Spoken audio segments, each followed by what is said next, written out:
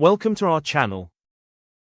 Netgear Nighthawk AX8 RAX70 Wi-Fi 6 not connecting. Easy Fix Guide, 2026. Step 1. Restart your router and modem. Turn off your router and modem, wait 30 seconds, then turn them back on. This refreshes the connection and fixes many small issues. Step 2. Check all cable connections. Make sure the power cable and internet cable are firmly plugged in. Loose cables can stop the internet from working. Step 3. Confirm internet service is active. Check if your internet is working on another device or directly from the modem. If not, contact your ISP.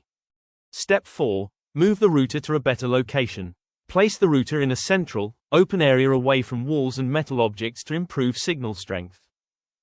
Step 5. Reconnect your device to Wi-Fi. Forget the Wi-Fi network on your phone or laptop and reconnect using the correct password.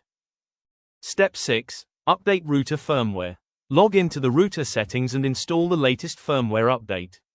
Updates fix bugs and improve stability.